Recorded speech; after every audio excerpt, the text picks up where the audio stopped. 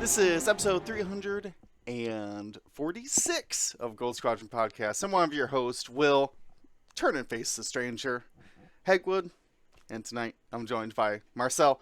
All changes, change nothing. Manzano.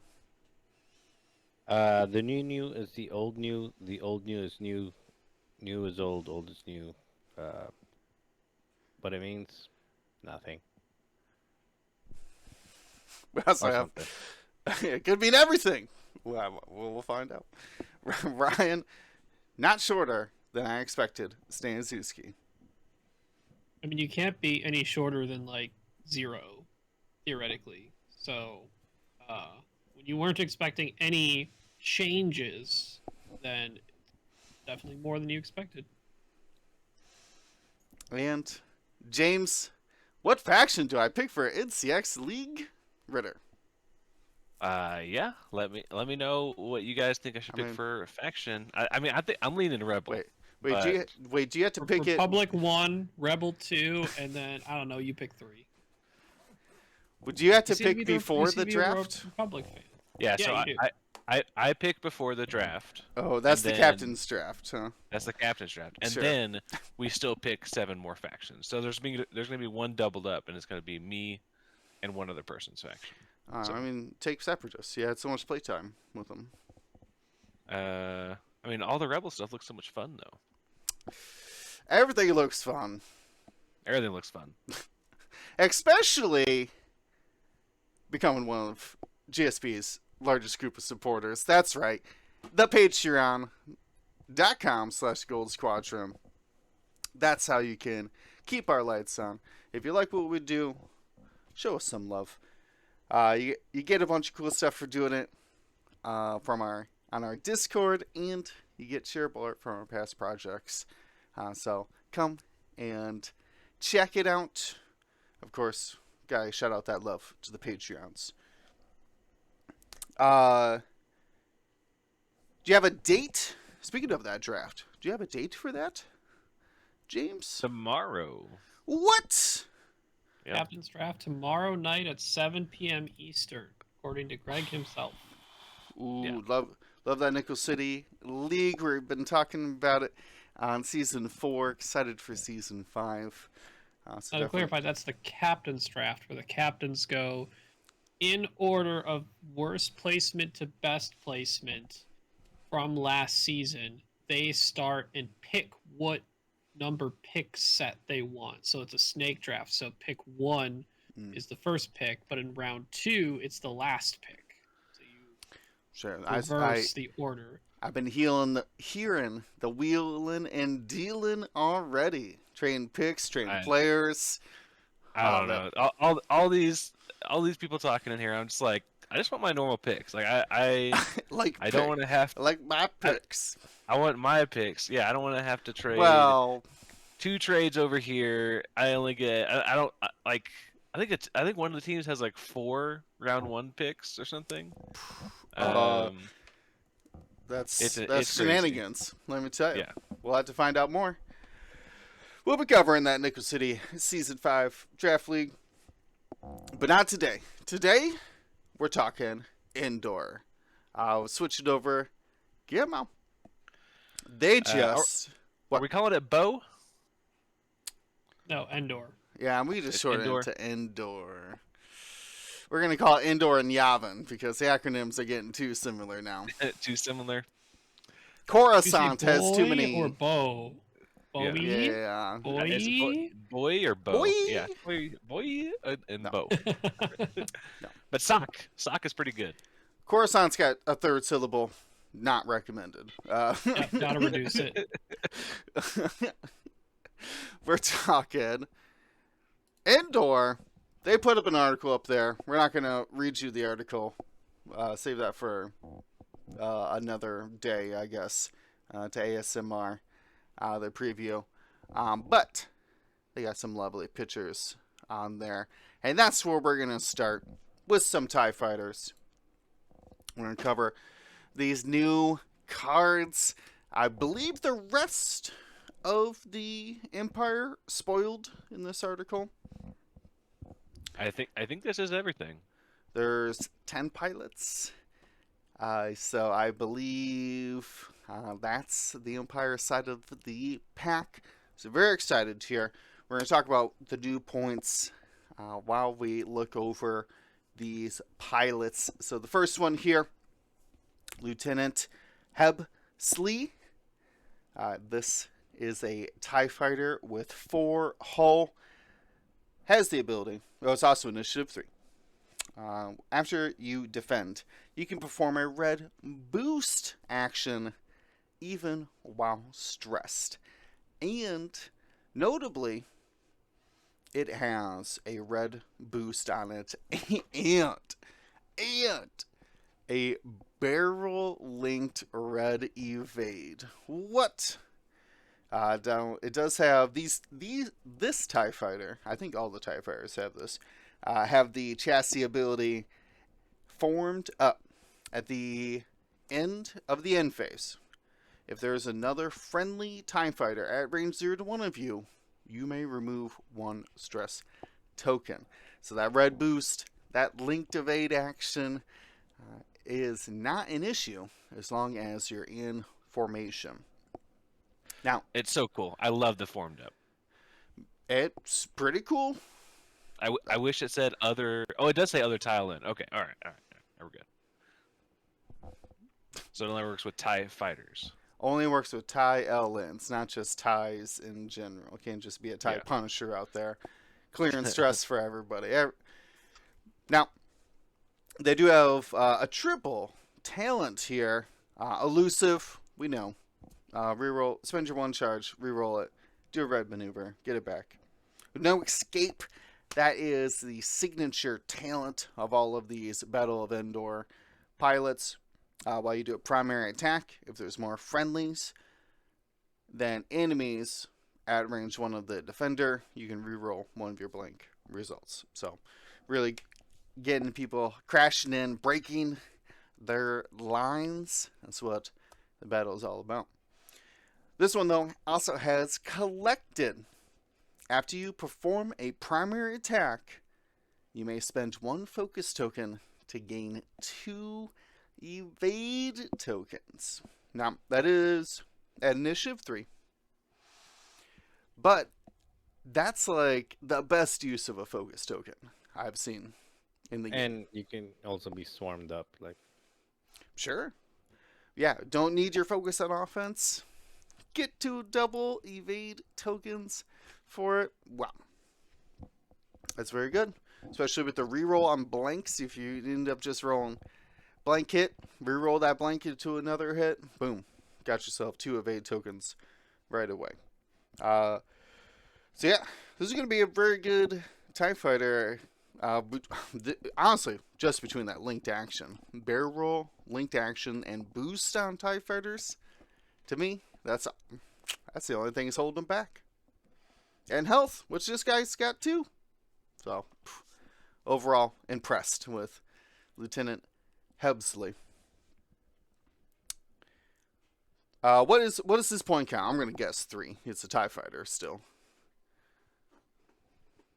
Did he? Yeah, I think these should be updated in YASB as far as I remember. We're gonna have to double check. I only got so many yeah, windows.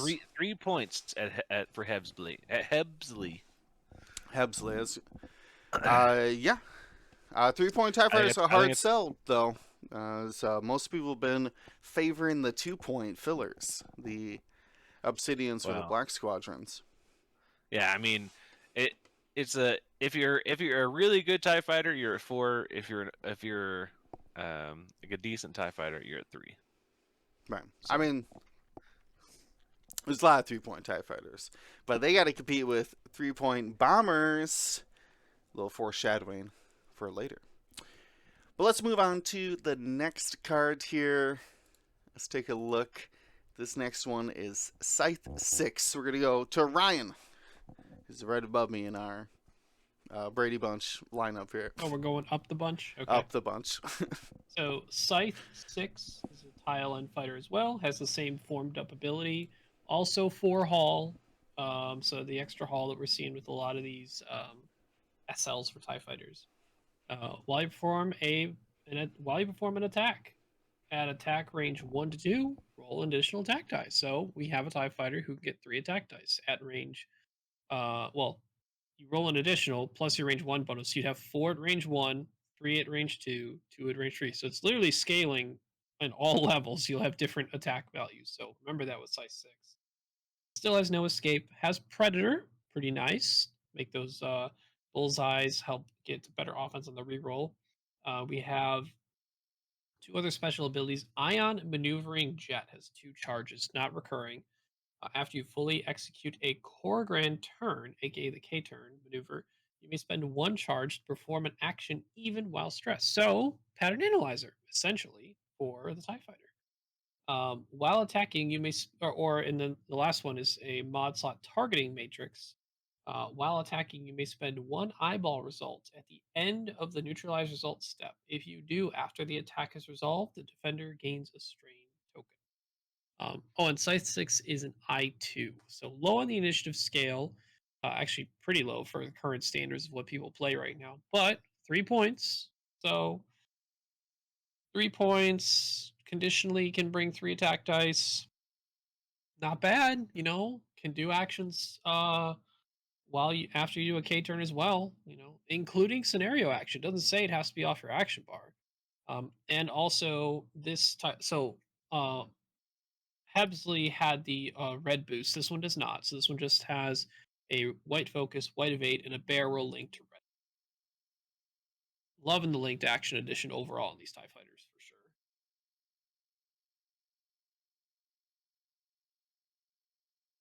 Yeah, coming in at 3 points to have 4, 3, and 2 attack dice.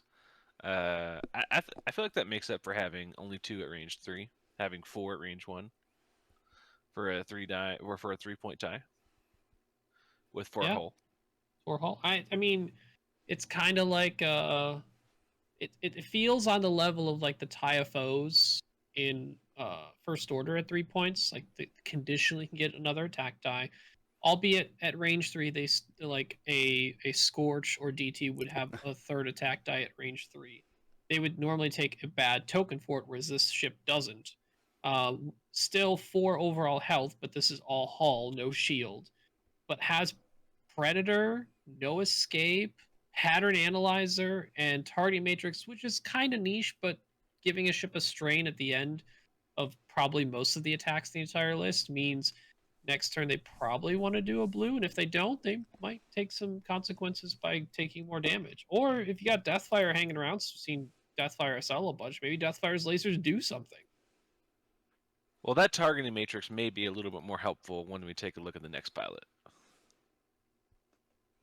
Sure. But yeah, I think a solid pick at 3 points. I like that comparison to comparing these two FO ships. This one would be short shot, of course. Short shot, yeah. There you go. All right, well, let's, as alluded to, let's look at the next pilot here. Major. No, there's no R in that word. It's Miranda. Man, do I want to pronounce that R, though. Marcel, break us down. That Major Miranda. Major Miranda without the R is the battle over Endor. So this one does not have 4 hull, but it does have a shield. So it's basically a pseudo TIFO. And the pilot ability says during the end. By the way, shield. Nice. Initiative 5. Oh wait, shield and initiative 5. Ooh, I like it. During the end phase, you may choose 2 friendly small ships at range 0 to 2. Not TIE fighters. Not necessarily TIE fighters. Could be any friendlies.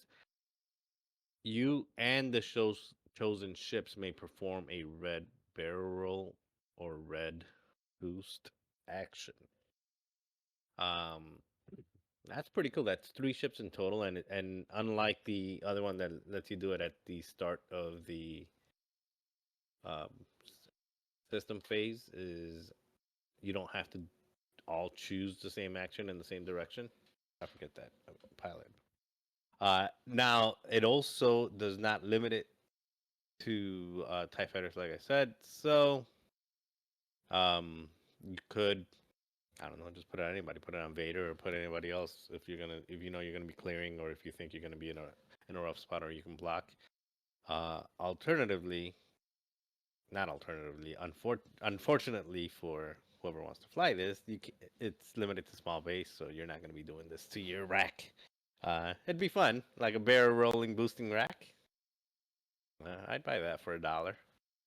Um, it's got the formed up, the clear stress that we've talked about in the other pilots. It's got no escape, which is I believe the same thing that's the other ones, which is rerolls when you've got the enemy outnumbered.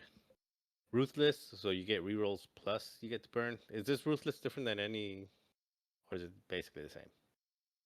That okay? I know sometimes they Yeah, the defender suffers 1. You change one of your results to 1. Yep. yeah, and there you go, the swarm tactics. So as we were talking about with the other buddies, the initiative 2 and the initiative 3, the initiative 2 can strain them. No, was it? Yeah, one of them could strain them, and then the other one can just get a bunch of evades.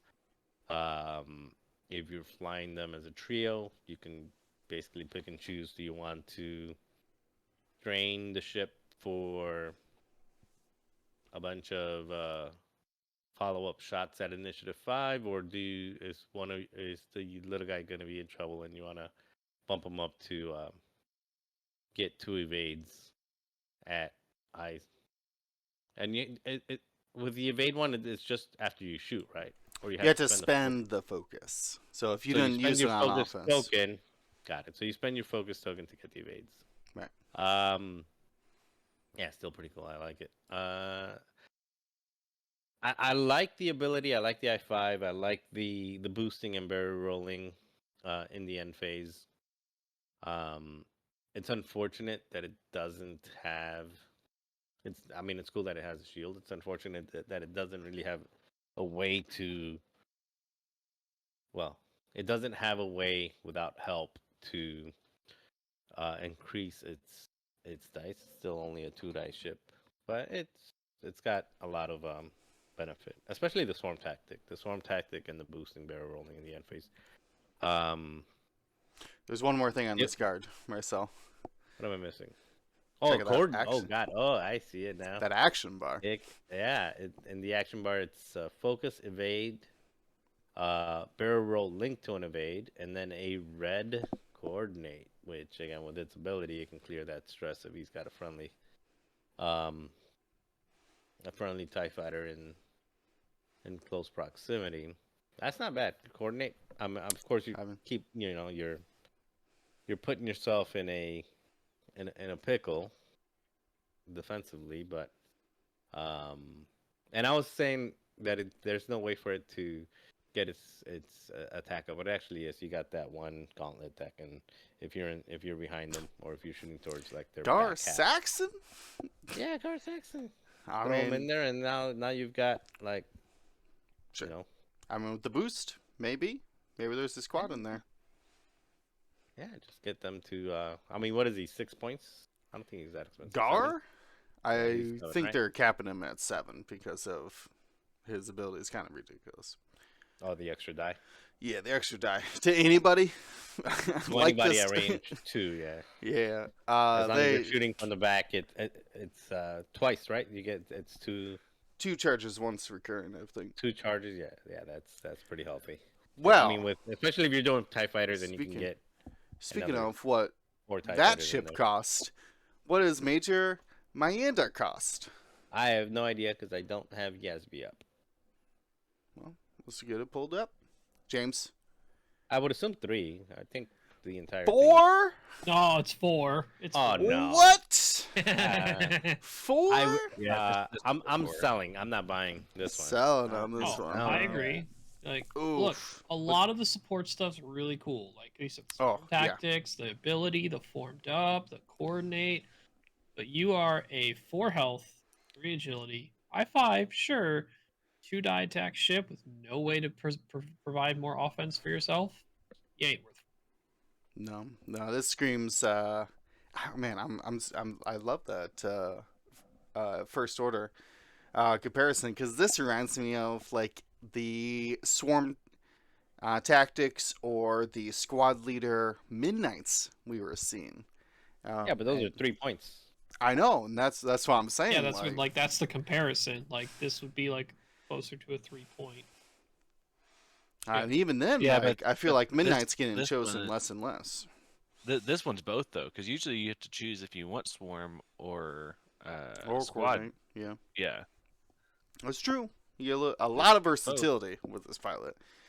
Yeah, I mean, Boosting it defenders before white K turns and stuff like that. Like, well, possibilities the could boost be is still a pretty wild. red boost, so Sure. Well, when positioning matters, you know. yeah. This That's does let people use formed up. If they're outside of range 2 or outside of range 1, you can barrel roll them into range 1 or barrel roll yourself into range 1. That way you both get to use true. formed up. Formed up is at the end of the end phase. It has to be Yep. the last ability that you use in the player, and you're allowed when you can activate your abilities in the end phase. Yeah. Which this is a special one. So that's pretty cool. But now remember though, formed up clears your stress, not other people's. You're not a wingman. You're relieved to see the TIE fighters next to you. Awesome. Let's keep it rolling though. That one was exciting. Points. Not excited about that 4. But let's take a look into TIE bombers. We're gonna start with some Simitar squads. James, take it away. Yeah, this is Scimitar 1, a TIE bomber for Battle of Endor. It's unique. After a friendly ship at range 0 to 3 performs an attack, you may spend one of your 2 non-recurring charges to acquire a lock on the defender.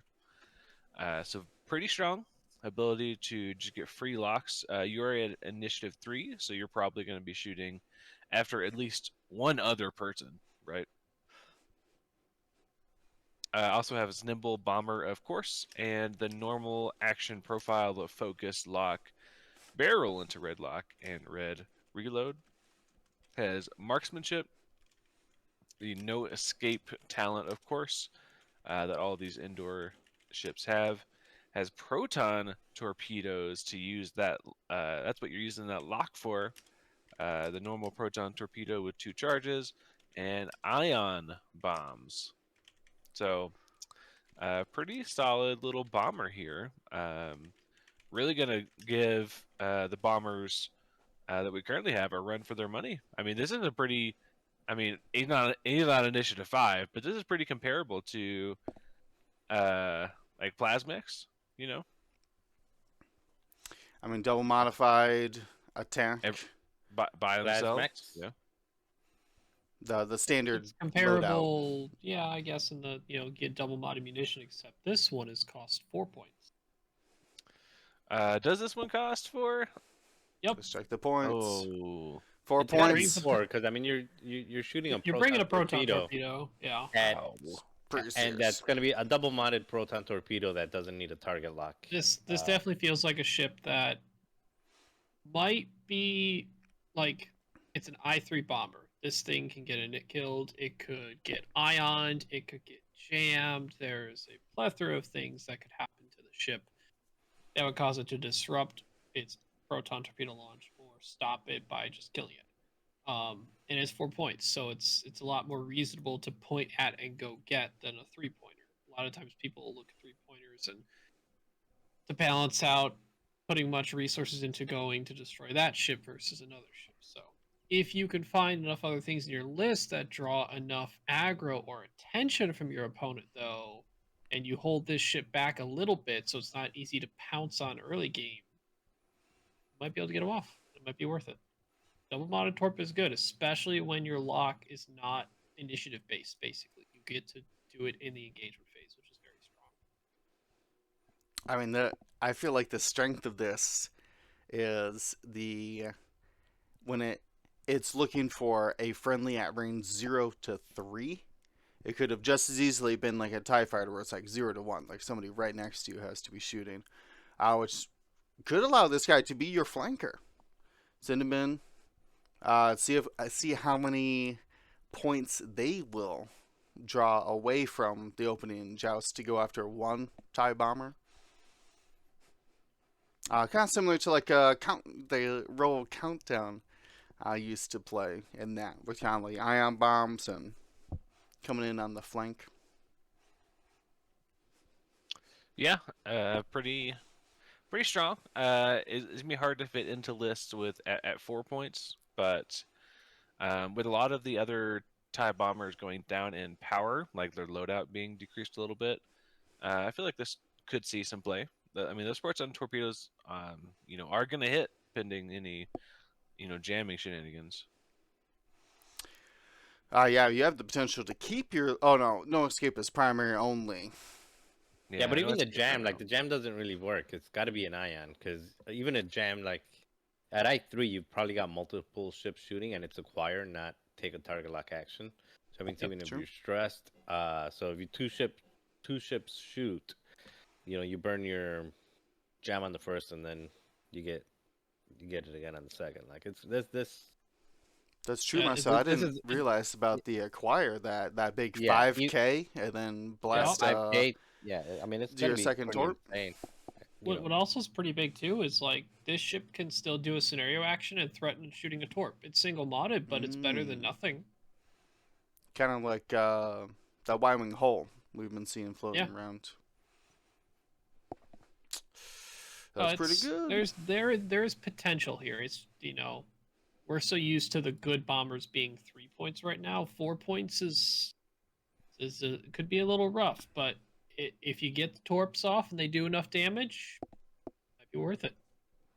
Yeah, if you've got enough other Maybe. ships like in the scrum, and you can slow play it and let it come in round, like a round after everybody already engaged, or just make, for example, if you're playing against an enemy Vader, and Vader's going to chase this ship, okay, but Vader's now not in the fight, trying to go to the other end of the board to catch it. Mm-hmm. I feel like it would. Well, oh wait, because it has to be on the defender. Yeah, so it really does want to like be lone flanking out there. Oh, and also you can put it, yeah, I don't know. This is another candidate to get swarm tactic up to like a higher initiative too. Mm-hmm. Just yeah, like if it's sitting next to another I5 with swarm tactics, just that I5 shoots, give you a target lock. You shoot at I5, you got your torp off at I5. Your double modded torp at I5. Seems pretty good. Well, let's move on to the next bomber here, though. This is Scimitar III. I think we've circled back around to me. Scimitar III is Initiative 4. Not confusing. Scimitar 1 is 3. Scimitar 3 is 4. Who's on second, then? Anyways, this bomber has the ability, after you drop a bomb, you may spend one charge of their 2 to perform a boost action. And I'll be white, because they didn't specify which color. Those bombs they're bringing are proton bombs. They also have proton torpedoes. Of course, the no escape, as all of these will have. And then another talent called Parting Gift. When you are destroyed, before you are removed, you may spend one charge on an equipped payload, so proton bomb, to drop or launch a bomb using a 1 speed or 1 bank template. Now, before we get into it, the questions about it, you can, in this instance, launch the bomb because they are telling you which template to use. So, and it doesn't say if you haven't dropped a bomb this round. So this could be your second one as well. This is very reminiscent to customizable Deathfire, except for you can actually launch with Scimitar 3. Well, I do I think have that correct? just to clarify the last part you talked about with parting gift, Um, Usually when bombs specifically say that you can drop it another time, they will have some clause saying even if you've already dropped or whatever. Being that this just states when you destroy before removed, spend charge, launch or drop bomb, it Hmm. probably still stays under the rule of one per turn. It's Because I it's one think it's one per phase. To clarify that. phase. Yeah. To the I know stuff rules. like what was it, Page Tico specifically notes, even if you already have. Well, Paige could drop 2 bombs with her ability. So now, well, that's confusing because her pilot Maybe it does doesn't literally drop specifically say. 2 bombs. But I meant that it gives a new I'll double instance check of the rules drama. reference for what you mentioned, James. I feel Yeah. like, I feel like you're allowed to, but again, these are brand new, so could be some clarification needed later. Still very exciting. I love boosting. Again, it gives me this very this as we're waning in the Empire's years of the war. This is Endor, after all. Their technology is getting more and more similar to their successors. I don't know if the First Order was successful, but it did come after these guys. Anyways, though, another proton torpedo. Good bombs on this one, by the way. Protons doing that critical damage. But what's the point count here? I assume 4. No way this thing's 3 points. Yep, both are 4. Yeah, 4. It's another 4-point TIE bomber. Sure. No ease of shooting the proton torpedoes. They do still always have that barrel linked lock and a little bit better initiative at initiative 4. You're just not going to get that easily double modified proton. So a more well balanced bomber. Got some munitions, but also got some bombs as well. Consensus on bomb dropping? Multiple bomb dropping beforehand? I'm still looking, Before. but like I'm pretty sure I've looked this one up before. I'm going to look at the 2 things that were mentioned there. We're going to look at customizable death fire, which definitely can drop a second bomb. Yeah. It doesn't Yeah, say I anything. looked in the bomb Restrictions. section, didn't note anything particular. It might be in the system phase section. Is there a ability that says if you haven't launched a bomb before? Is that the special Jonas? Might be. I feel like that text is. I've read that text before, but it's not on the stuff that I thought of originally. Page doesn't have it in there. I know. So we're I, looking I know. at I know. I know. Standardized Deathfire says if you didn't drop one earlier, now you Yeah. can drop. Now you can launch one. Yeah, and I see here Captain Jonas from the TIE Bomber expansion. Their top cover ability allows them, if you have not dropped or launched a device this round, you can launch a device. So, I currently would bet on it being okay, but we'll let the judges decide. Final wording on that. If you need to know prior to Worlds, get in touch with the You should judge. probably ask before you try to do it at Worlds. Yeah, that's a great point. Well, I'm sure we'll have Chris doing amazing work. Yeah, I'm sure he'll have some sort of FAQ available. But let's keep on going on. We got 10 of these Imperial pilots, I'm pretty sure, to go over. So let's start with interceptors now. Moving on to the second half of the chassis. Ryan, take us away with Sapphire II. Sapphire II, an I-1 interceptor. Again, we're here with a number that's 1 away from the initiative. No confusion. 3 attack, 3 agility, pretty normal. 3 hull, so this is not an increased hull version of the chassis like we saw with the Sigma Squadron in Yavin. Special ability, while you defend, if you are focused, roll an additional defense die. That's a pretty good trick. Just The default action of the ship is probably focus. In most cases, sometimes people in interceptors at low initiative evade if they don't expect to get a shot. But it's really nice to have that advantage of, hey, if as long as I'm focused, I'll roll additional defense die. Has sensitive controls, has no escape, and has 3 abilities, one of which we've seen elsewhere and another on other upgrade cards. So first we'll start with Reckless, which is the ability we've only seen on Sapphire II. While you perform a red boost or red barrel, so basically only your system phase repositions, like from red boost or barrel action, you may use the 1 hard turn left or right template instead. If you do, roll an attack die on a hit or crit result, gain a stress token.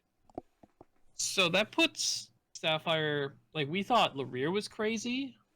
Sapphire can be in way more places than Larir can, because this isn't even a must. You can choose to do this or not. So you can still use the regular boost and barrels with sensitive controls. Or you can have a Daredevil sensitive control. Or you could have like the weirdest barrel roll with a 1 hard forward or backward, left or right. And on a 50-50, you have a chance to gain another stress token, though. So it's called Reckless for a reason. There's potential consequences for it. That's why I think if you go to use this, you better make sure that wherever you're going, there's a very low chance to be shot at. Yes, William. ship- You end up further. You do like a -1 K Just- turn. Can I? You end up looking the other way, I'm- going backwards. I'm trying to imagine. Unlike side slips, you could go the other way though. Could you? Yes. Just like Larir, you can use that hard one template when you barrel to look 90 degrees the other way, which is nuts. I It's can't pretty even hilarious imagine that that. Sapphire 2 can just like literally run up to a board edge, look at the board edge, have no way of normally doing a maneuver off of it, do a system phase 1 hard backwards and then 2 hard, and then just be looking back into the board. Yeah, this ship could literally shoot behind itself, which is crazy. Crazy things. It's got prime thrusters, so that's a upgrade we're used to seeing or have seen before. Not on a lot of ships, but it's in the game already. While you have 2 or fewer stress tokens, you may perform boost or barrel actions even while stressed. So you can continue repositioning even if you get double stressed from Reckless. And then targeting matrix, which is the same that we saw from Scythe 6. While attacking, we spend 1 focus result in the result step. If you do, after the attack is resolved, the defender gains a streak. I believe, so for the scenario, a lot of these other ships that are using targeting matrix are meant to synergize with the fact that the turbo lasers in the scenario are I0.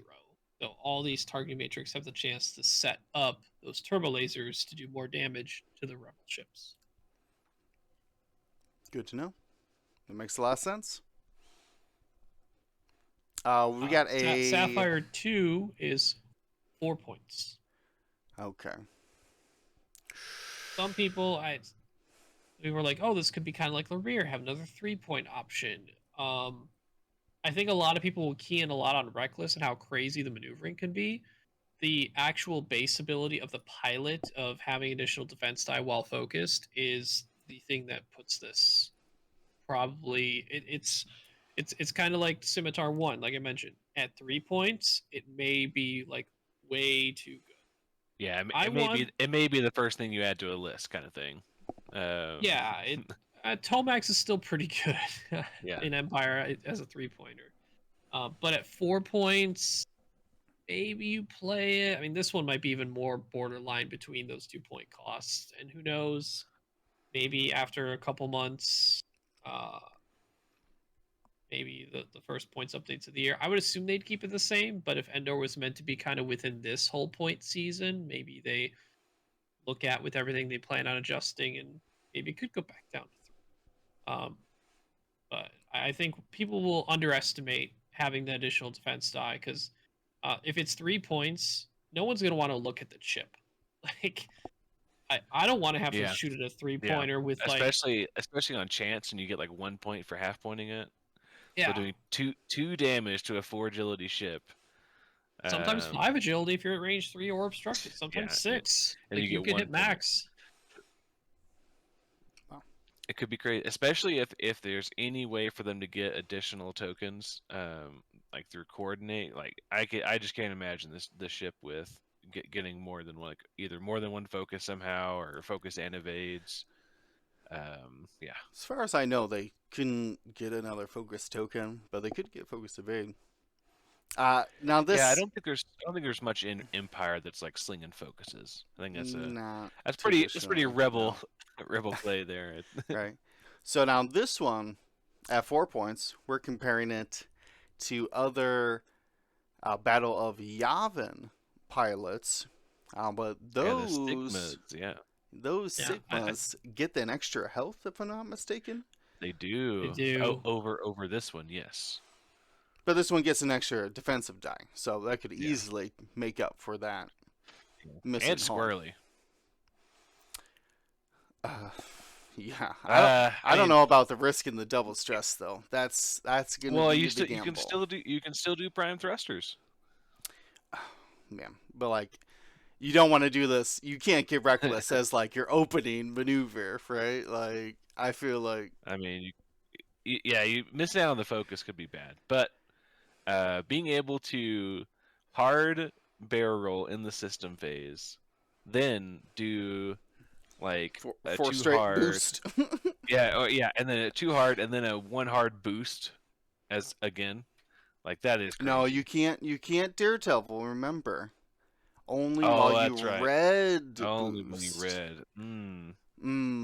That only works on sensitive, Only or works if on there was another sensitive. way for them to get a red boost. Which I think there is. I'm pretty Yeah, sure, there's like, a pilot that gives you at the end phase. You can The end phase red- boost. Oh, the end phase Oh. my barrel boost. Miranda. from- Yeah, that would be yeah, nuts. yeah. There you go. No, I thought that was no. That it's just small base, isn't it? Oh, just Yeah, small good base. base. Yeah. Because you could hard Yes. one in the end phase, and then system phase, Hard one again. hard Well, you one can't barrel system roll. phase because you're stressed already. No, You're not prime gonna... prime thrusters. Prime thrusters. Oh, there you go. Actually, I can't As you were. even map out that echolocation. No, Of, that's impossible. No, it's just a red grid. Just pick it up and put it down wherever you want, which has a lot of value. Though unfortunately, I don't think we've seen a lot of the 4 point scimitars. What'd you call them? Sigma. Stigmas. Yeah. We have not seen a lot of the 4 Yeah. point sigmas make a splash. Yeah, they're very Fickle, They're as the typical fickle, yeah. interceptor, without a lot of baked-in defensive bonuses. But this one does, though. And honestly, I1 and sensitive controls is a benefit of this, that you can at least know where you're going. It's essentially just a before you reveal your dial, do a boost. I mean, with everybody being I5, you know what I mean? Yeah. I1's might as well just be I4. Look, Yeah. all I know with Sapphire II is if I'm using it or I see it on the board across from me, it's pretty much like, I don't know, I'll pick them up and put them somewhere within range 2 around him because that's where it could be.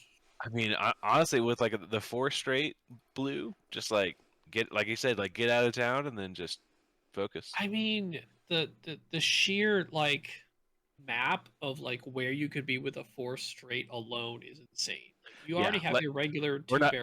We're not even going to talk about too hard. You have 3 boosts, and then you have 2 more hard boosts. So that's 5 boosts and 2 barrel rolls, and then you have all 4 different barrels being 9, and that's only if you do middle, let alone like the front, the back. Yeah, Sure. Yeah. You could be so many places. Yeah. Pretty good. Yeah. Well, when you're an the interceptor, you're going to need to be.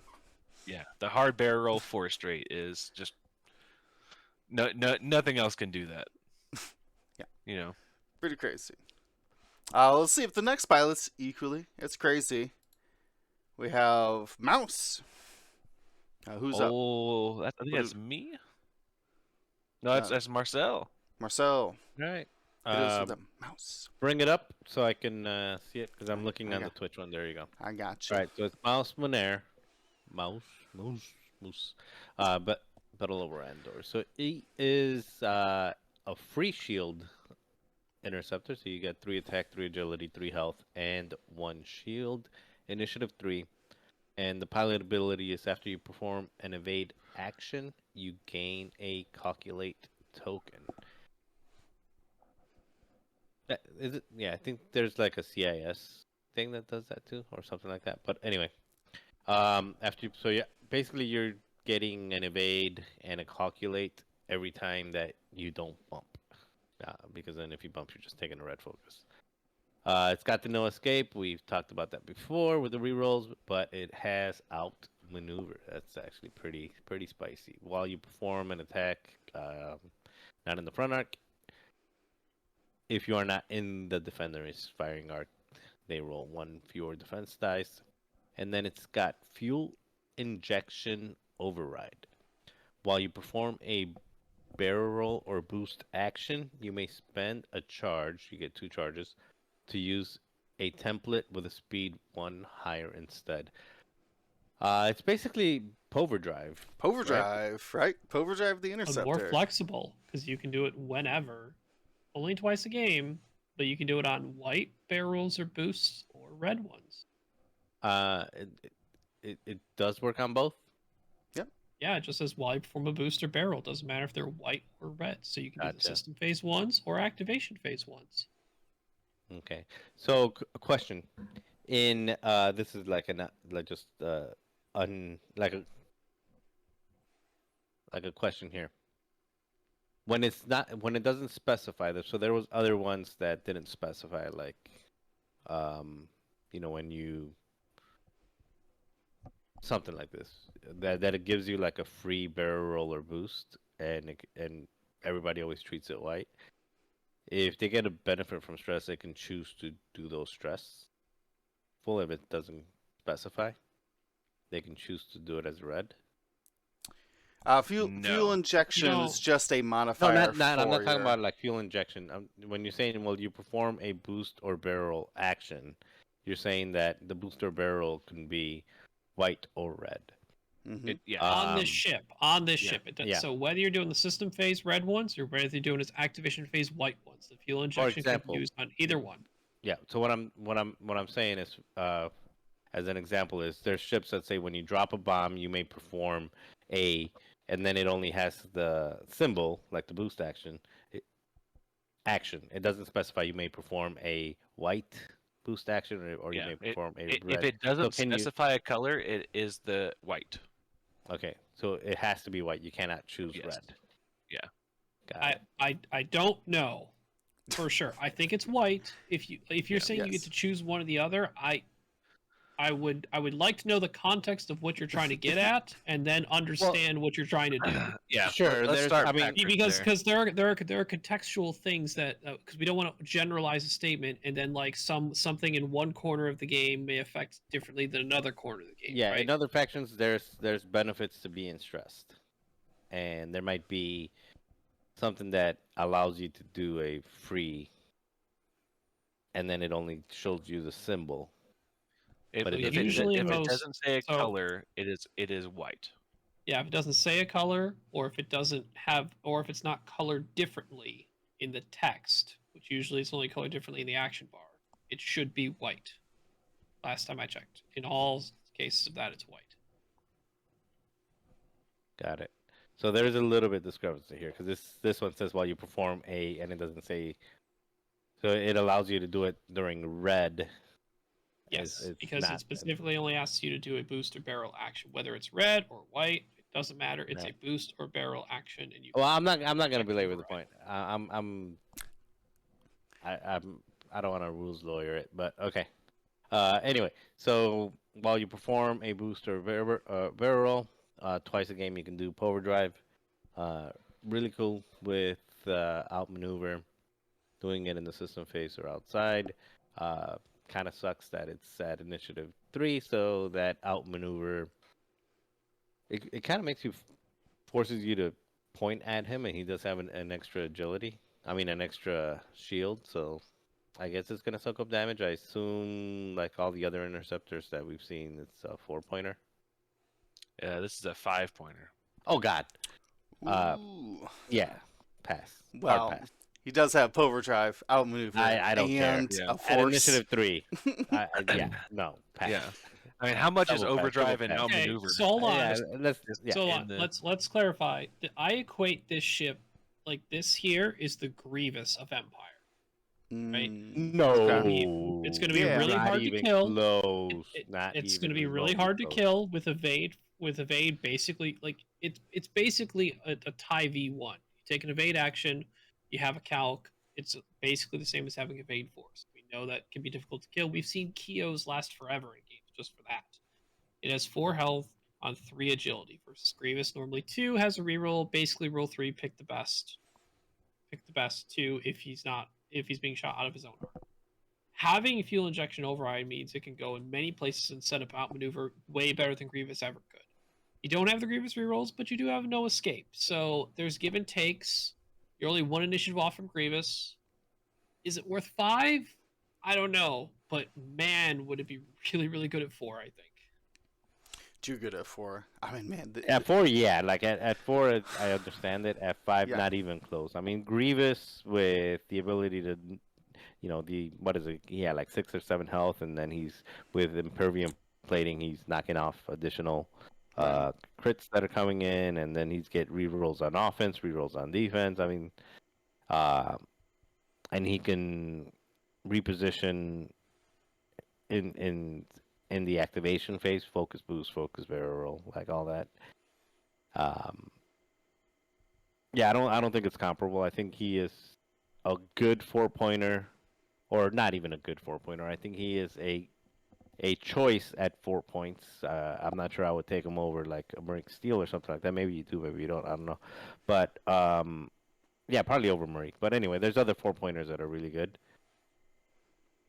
And at 5 points, he is. I say let's just, that does go next, rival because we're not going to see him. what the other 5-point interceptors, if I'm not mistaken, are Second Sienna? Sister with the Force, 2 Force Yep, double charges, force. and Sienna, customizable Marine. Soontir. Sienna's 5 too. Yeah.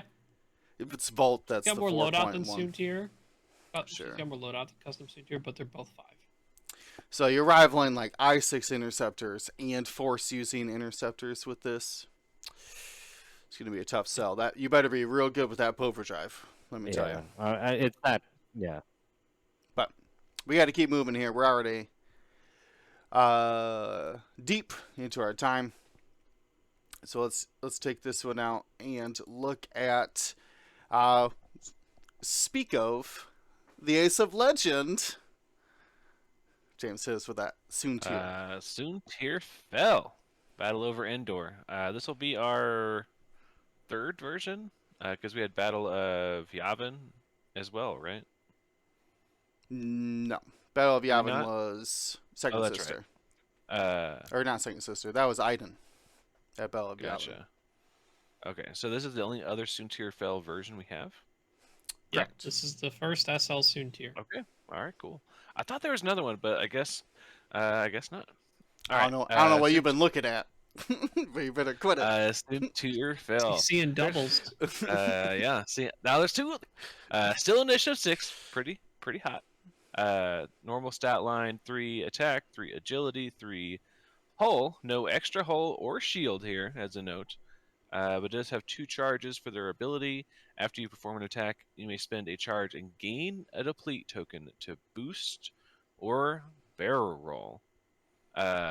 Turfiner looking real silly out there. Not doing this at initiative 6. So pretty cool ability there. Turfiner just gets to do it. Like, he doesn't have to pay anything, right? No. Correct. He just gets to do it, but he's also I4. And also, even if you're stressed, so that's cool. There is another difference there before we move on. The Tur is an action, which he could, in theory, link off of with his auto thrusters. This Soontir, not and action. Correct. Not an So if you've action. already done a barrel or boost in the entire Wow. turn, you can still do another one. You can Yeah. do it while you're carrying a hate it. box. You can do it while you're stressed. You can do it while you're ion. Yeah. Those cool little booster barrel system phase tokens, throw them away. You don't need it with this guy. He can do whatever he wants. Except barrel roll 3 times. No, you can't no, barrel roll 3 not times. really. But you can do the same reposition twice. You Wow, can that you is- can So do since 3 it's not barrel an rolls. action, does that mean that you can do it while stressed or no? Correct. Yes. You you can can also do it with a crate. You can also do it with the crate. Yup. Look at that. I think you Uh, can do it 3 times though, because if you action barrel roll, shoot, then No. barrel roll, then system phase. In Barrel the next roll system third phase time. turn. Well, a third time, yeah. Yeah. In an actual turn, you can only do Yeah. it twice. One in the system, and then one But- and then one via Soontir's ability, or it's your actions phase step and Soontir's ability. It's always with But you Soontir's could do it- ability. You could do Yeah, it. you though. could do it 3 it's times still- in a row, but it It's would still be like barrel, it would barrel, be- barrel roll. Yeah. Yeah, Uh, the three times in a row would be like, I have not done a barrel in my system phase, so I'm going to do a barrel in my action phase to not get hit by a bomb. I'm going to shoot and then barrel back into where the bomb was because it's not there anymore. And then the system phase next turn, I'm going to barrel again in some other direction. Yeah. Yeah, I didn't think about There- going back and forth. Just there's nothing in Empire at the very least that lets you says let them shoot, let them engage again. What do you mean? I don't Like- think so. I can't think of anything in the game, but that's coming to my Nothing. mind. Nothing in the says, game lets anyone engage twice. It's moving their engagement to a different initiative, such as Mhm. like heightened perception Yeah, or bonus attack, not Right. actually engaging again. but most of all bonus attacks are after They're very for self-contained. that pilot, right? Yeah. Unless you're pissed. All right. Yeah. Or yeah. BTG or all that other better. Okay, I'm just seeing if failed. there's any way to get this thing to shoot twice, because that would be cool. Not currently. I don't think there is though, but has sensitive controls, of course, as all interceptor standard loadouts do. With a normal action bar as well: focus, evade, roll, and boost. Has Predator, really bore. Oh wait, this is Apex Predator. While you perform a primary attack, if the defender's initiative is lower than yours, you may reroll 1 attack die. Very reminiscent of 1.0 Predator, where if the initiative was lower than yours, you could reroll an additional attack die. But this one just lets you reroll an attack die if the defender's initiative is lower than yours. So, Predator in all of your bullseye and all of your attack arc.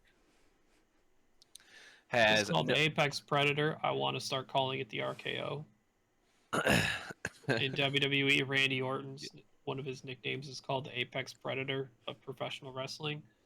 So now I'm just going to call it the RKO. Because Okay. that was his finisher. So any WWE fans will know what I'm talking about. We have no escape, of course. And just as a note, these interceptors love this no escape because of that native 3-die attack. So Soontir loving that no escape. It could get potentially 2 rerolls. One of them does have to be a blank, but 2 rerolls on an attack.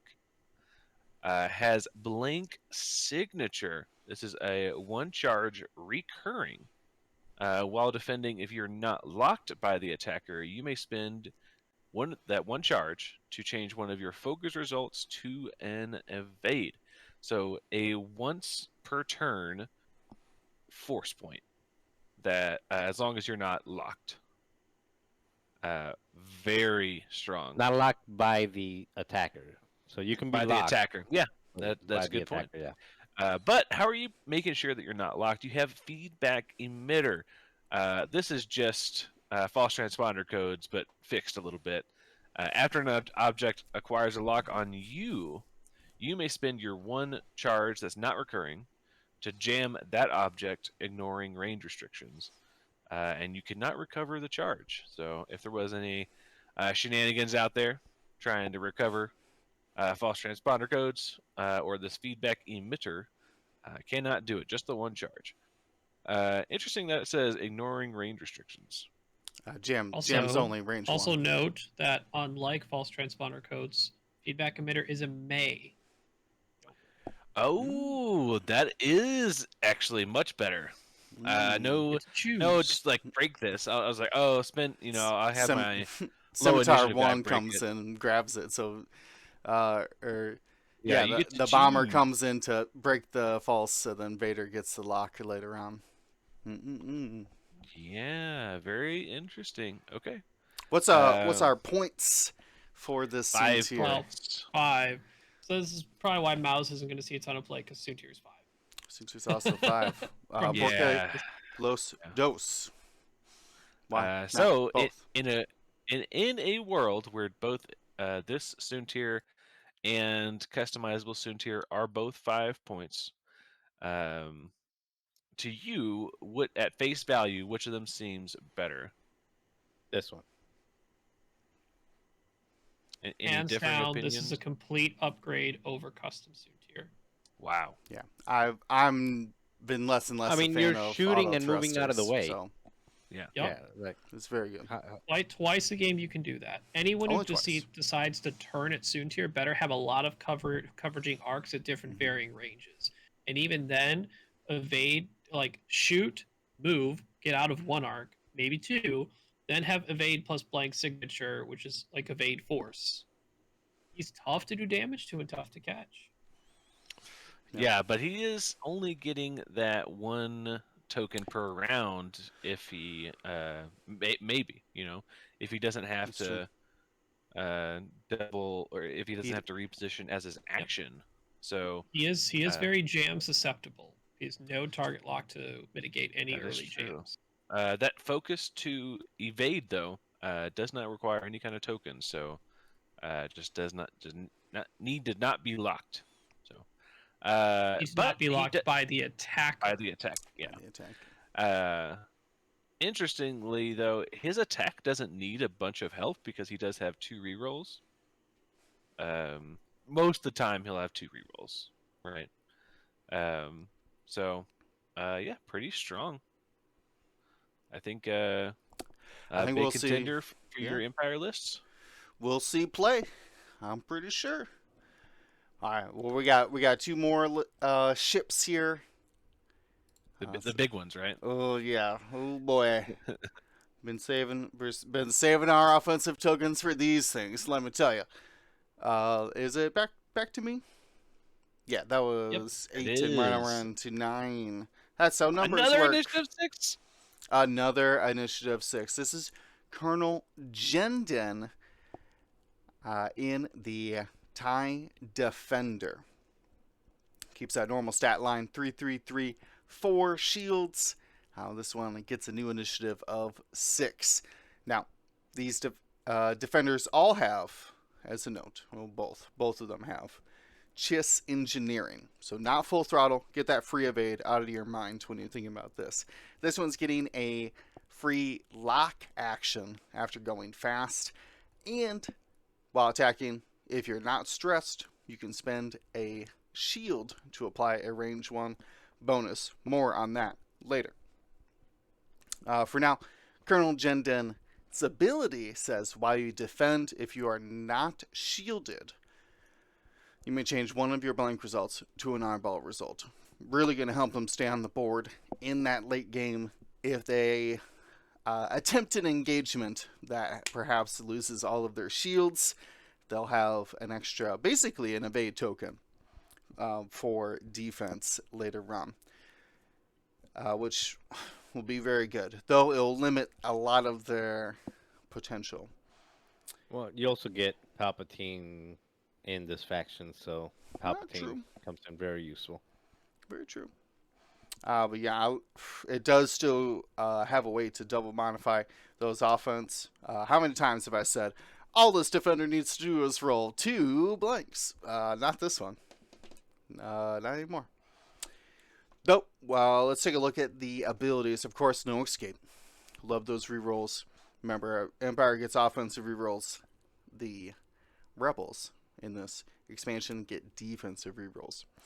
Also has push the limit after your red maneuver or red action, which, as a note, they have barrel evade linked barrel roll on their action bar here, which is nuts. Anyways, if you do one of those red maneuvers or red actions, if you are not strained, you can gain a strain token to remove one stress token. Wow. So move up, free lock, barrel or evade into a stressful barrel roll, take that stress away, make it a strain, open up that 4K once again. Well, you can bump red focus, turn that red focus to a strain in 4K. Yeah. Yep. Gonna need that dial open. Loves that 4K. Now, we also have a proton cannon. As you know and love it, 2 charges, spend them both to fire a 4 dice bullseye weapon with an eyeball modifier thrown in as well. It is once recurring, so every other round. As a note, though, unlike, say, a proton rocket or an advanced proton torpedo, those have the little no range bonus symbol on them. Proton cannon allows range bonuses, as if you're shooting somebody range 3, they're going to get that 3rd attack die, which means you can apply a range 1 bonus to it. Spend that shield, make it a 5 dice bullseye weapon. Wow. Wait, Pretty crazy. I didn't even think about that. So you can. Yeah, I know. I know. Why would you apply a range 1 bonus to a cannon? But in this instance, it's allowed. Yeah, I guess I don't see the missile on it, so I didn't even think about that. 5 die proton cannon. Sheesh. Jeez Yeah, is right. They actually do talk about it in the article that they can. Yep. That's the big thing is doing the 5 die. It's pretty proton crazy. cannon. You gotta spend a shield, and you can't even do it every round either. Pretty amazing though. Yeah, but you can see. spend 2 shields in a. Excuse me. At I6, you can burn 2 shields to throw a 4 die attack followed by a 5 die attack. How you double shooting? Oh, they don't have the This one- target lock to shoot again. This one does not. No, Oh. that is Nope, elite. No defender. This is a brand new chassis ability. Yeah, this is Alright. just For the Endor. engineering. Well, thank goodness that's. Thank goodness it's right. Well, hold on. Well, we'll get to Yor. Well, Well, I know Yor. I already played against Yor. That's why I was thinking. we'll see. Yeah. We'll see. Anyways, we have one last ability here. Computer assisted handling, which allows them, after you fully execute a maneuver, to spend the single charge to boost or barrel roll. So, a fancy afterburners, if you will, but only at single charge. Still, though, 5 forward, then pop your boost, pop your free lock, fire something, double modded 5 dice gun, turn 1. Do not think you are safe with this guy able Well, to also, deploy it doesn't after have you. to be. That's the other thing. It doesn't have to be 3 to 5. You can do 1. You could do a 1 forward barrel roller. Oh, for the computer assisted? Sure. Yeah. It's, Yeah, this one does still like to go fast. Like Elite Ooh, doesn't mind yeah. going slow, but this one actually does still like to go fast with the CHIS engineering locks. Engineering. Yeah, this thing is scary. Though, it only shoots 1 time each round. But I want to know, what's that point cost? What are we talking here? 7. 7. Yeah. 7 Thank points? goodness. Okay. That's reasonable. For a very, very scary round 1 ship. Like, 5 forward boost is crazy. 5 forward boost, lock barrel. Or, I mean, 5 forward, barrel roll, or let's do No, you No, do 5 forward boost, free lock, evade into barrel roll, fire into off the red barrel roll. Take Oh strain. my gosh. yeah, Yeah. take the strain, 5 dice proton cannon, still double modded. Whew. Yeah. Yeah, Well, like I said, soft double modded. I mean, so 2 having mods. having the single eyeball to crit when you have 5 dice, you really want to have that focus. A lot of people get really True. hung up on trying to get double reposition with computer assisted handling. You should be striving to only use single reposition, give you the lock, which by the way, computer assisted handling and chiss engineering, they're either order because they're both after fully execute. So you could do computer assist to get into lock range, or you could do, if you already have lock range, to take the lock first and then do computer assist handling. Get yourself the bullseye so you have it from one reposition so you can take a focus and have a target lock. And if you only need one eyeball modifier, cool, you kept your focus for defense. But This defense is the one thing this ship Crazy. lost a decent amount of, till at least specifically Colonel Jend and shields are gone. mhm. If you go full send on offense, spending that focus on offense, you have no other defense to help you anywhere else. You are just natural 3 agility ship that has already spent their shield on offense. You're a 6 health, 3 agility, which can last some amount of time. But if you're going up against quality modified shots back into you, that 7 points is much more gettable than your traditional 7-point defender. But our traditional 7-point defenders that we're used to didn't do nearly as much damage as this Gendon can do. That is very true. I'm scared of this ship. Do not. You're like a 2-point objective getter. Not safe anymore. Absolutely Also note terrifying. that push the limit specifically says after you perform a red maneuver or red action, not while you would get stressed from like a debris cloud or other stress effects like ferrosphere paint. So your chiss engineering, take lock. If you're ferrosphered, you can't push the limit to get rid of that stress with the strain. That's true. All right. Pretty interesting. 7 points there. That feel good for everybody? Wait, question. What's up? So this does not. I think I know the answer, but like the range 0, you would not be able to apply at range 0 because that's considered.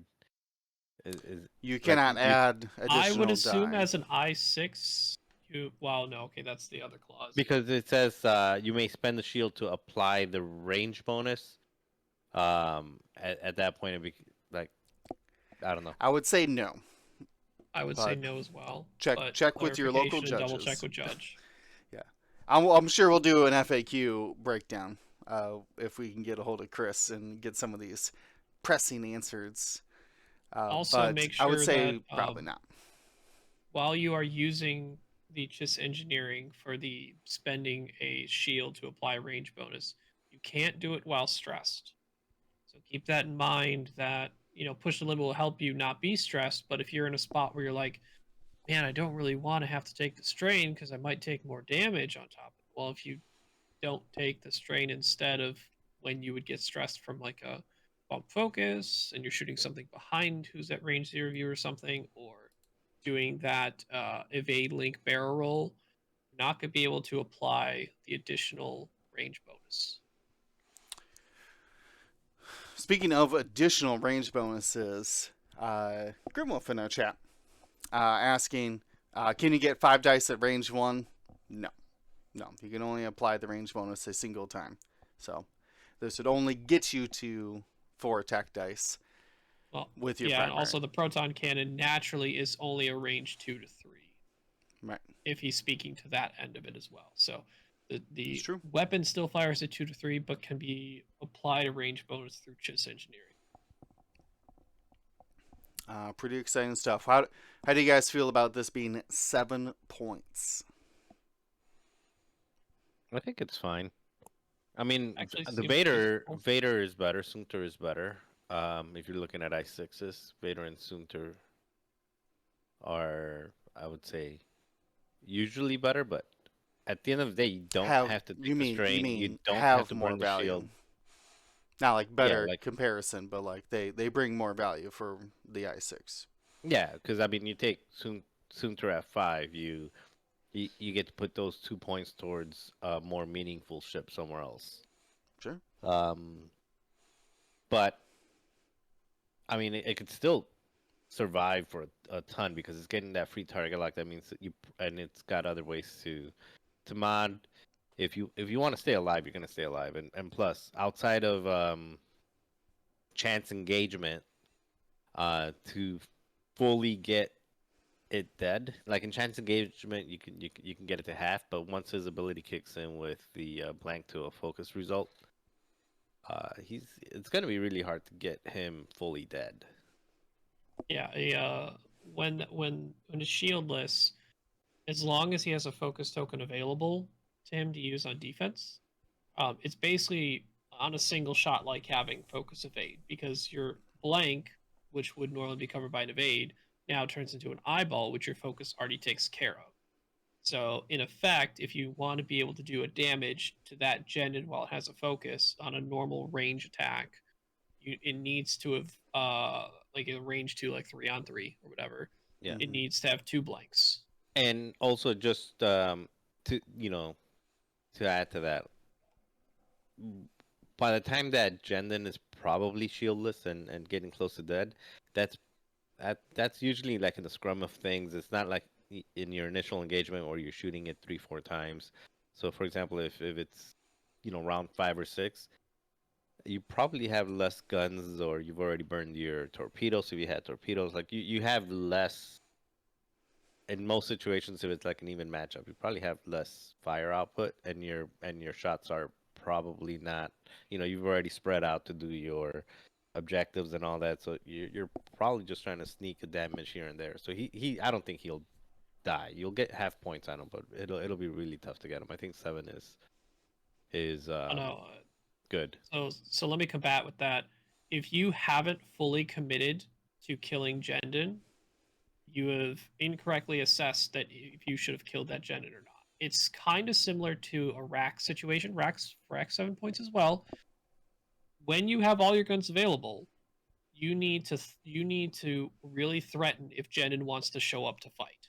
Basically, if he wants to show up and do a big gunshot, you need to point a lot of things at him to make him really concerned if he should have went there in the first place. Because if like I've had some test games already, he showed up, he did a lot of damage, but I shot back and he was already completely out of shields and a damage card or two already there, and I had not lost a ship yet. One of my ships had a ton of damage on it, but nothing was dead yet. Got it. There's a chance he gets an initiative killed in the next round, but if you have the firepower across the list, you got to put as many things into that 7-point thing early and often so that it's already weakened and it's like could die in round 2 or 3.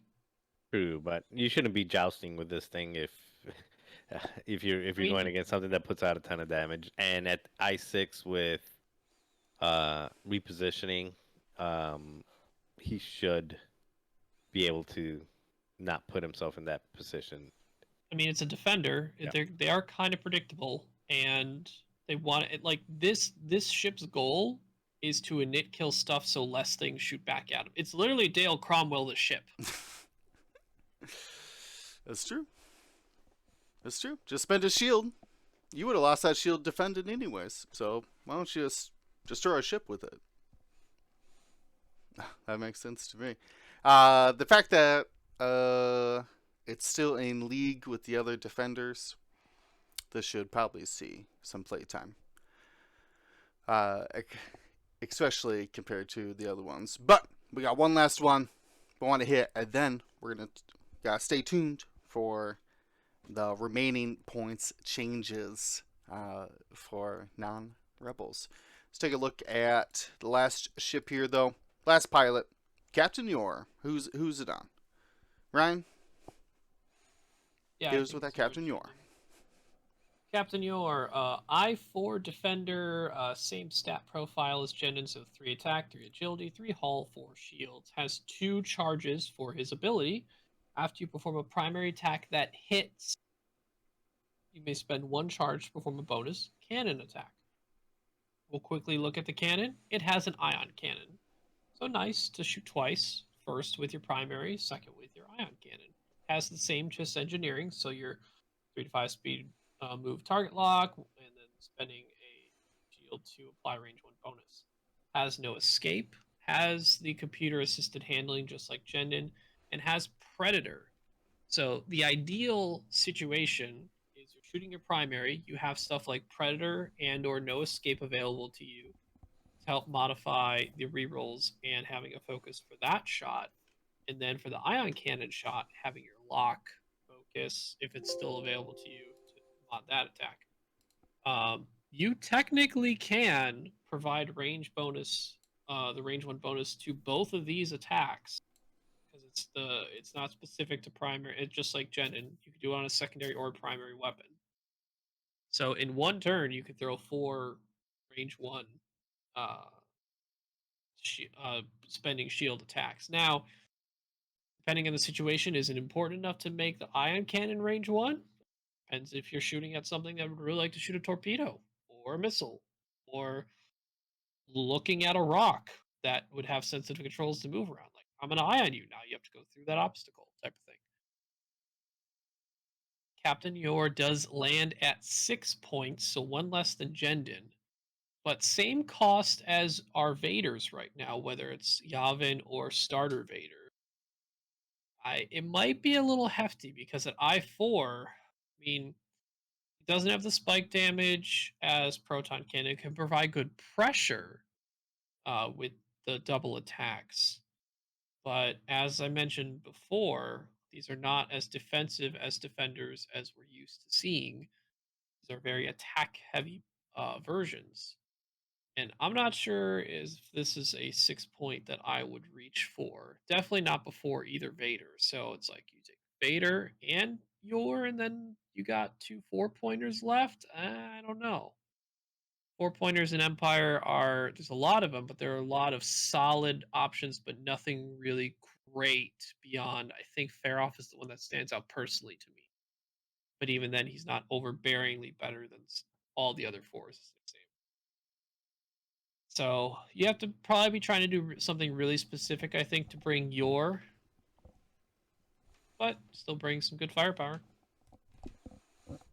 I mean, yeah, at 6 points, that's still a solid chassis, still a solid ability. Getting multiple shots, getting free target locks.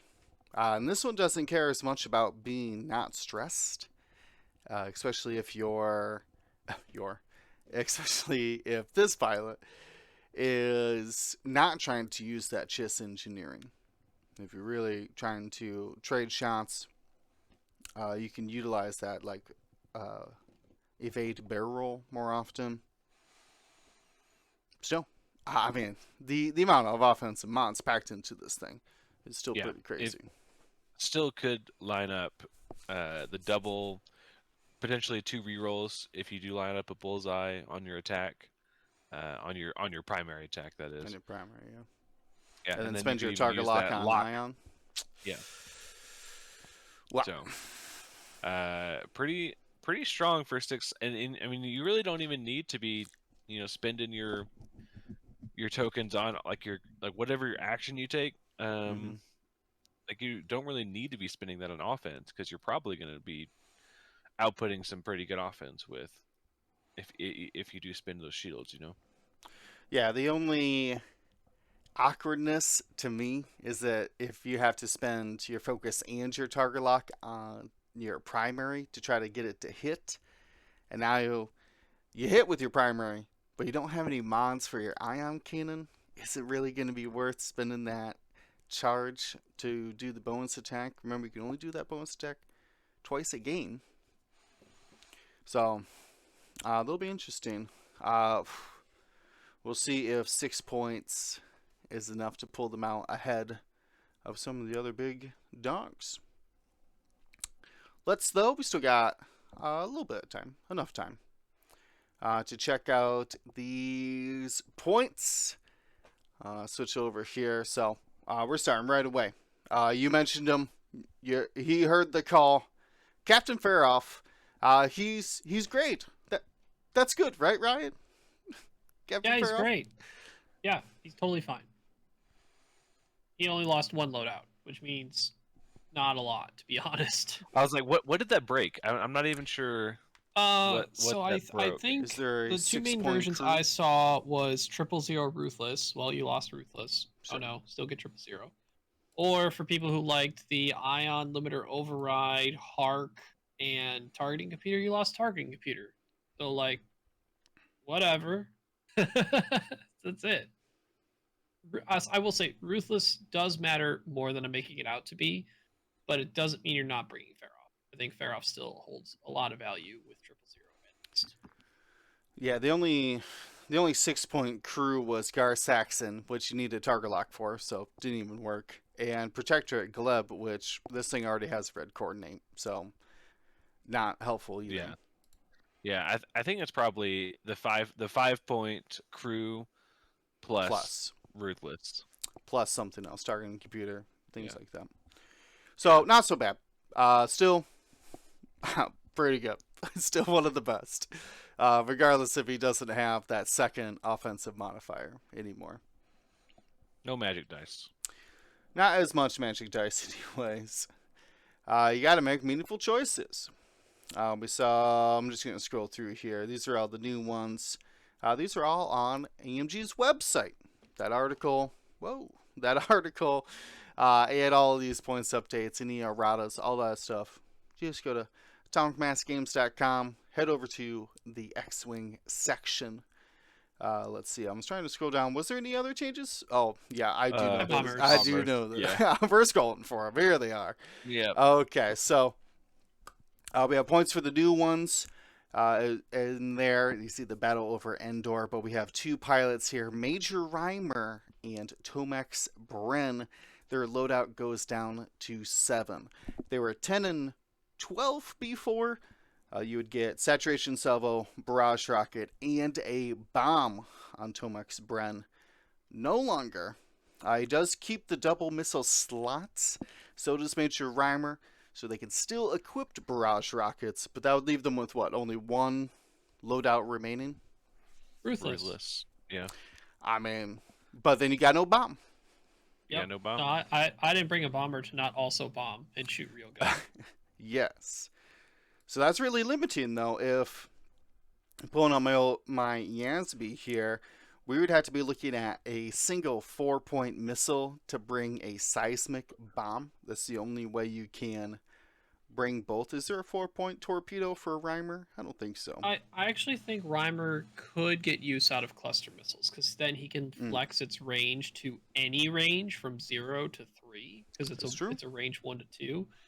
I've heard of people trying it with feedback ping and not Ruthless, so that take a focus, you send Deathfire in there, you launch a bomb, and then you target whoever landed around the bomb. Sure. So you still get double modified Yeah, and you can shoot twice. barrage even rockets. with cluster missile. Oh, you're talking with cluster missile, sure. Yeah, 4-point cluster missile. What's your 2 remaining points on that then? He only has 1 payload, so not gonna have access to. I don't bomb know. land. BT1 gunner. More crits, good. Assuming you have Vader, sure. Yeah, bring Vader. Somewhere. Maybe munitions fail safe and agile gunner, I guess, could be an option. Does nothing.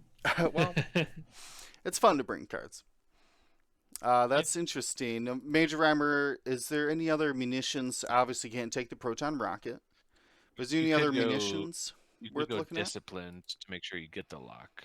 Oh, discipline. Yeah, do that too. Oh, Well, make sure you true. get it when a friend dies.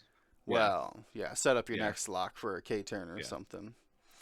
There is Ion Torpedo you could be doing, but range 1 torpedo is not as exciting as range 3 cluster missiles. Clusters. Yeah. Or range 0 clusters. You can shoot range 0 clusters. and then shoot somebody range 1 of that. I think it might be back to Lareer instead of Reimer now, basically. Not just easy button. I'm trying to Nope. find if there's like plasma, disciplined. Yeah, I guess you're. Is there any? Would you go saturation salvo clusters? And then like maybe I think fail-safe? I have to find a way around taking target locks not at I4, basically. Yeah. That's fair. So, okay. So still some interesting choices there. for the loadouts. Tom- With them To- for Tomax can still Tomex? get like concussion bomblet. Yeah, I was gonna say, does the I-5 change your thought process of what kind of munitions you could bring? Obviously, we say Plasmax is just fine grabbing locks. So why Yeah, not this I one with a think plasma? this just more enforces you should Oh, you be can't take bringing plasma. Plasmax and not even worrying about custom Tomax. Custom Tomax Yeah. does not have a torpedo slide. He does have the ability to take Diamond Boron. Could be doing Yeah, like some is sat salvo Diamond Yeah. Borons. But with no ability and losing saturation salvo on those attacks, I think Plasmix is the go-to now. Fair enough. Yeah. Really identified. It was the barrage rockets with saturation salvo that was the issue. Though this one does have the bomblet generator, so you can go something as simple as those diamond borons or concussions with a bomb still. But why not? Why And not? then Gamma Squadron Ace. I'm not even sure what the change was here. When I lose, guess like, it's a missiles or loadout something? change, but Yeah. it's a generic for 4 Yeah. 4 points. So Yeah. no thanks. Yeah.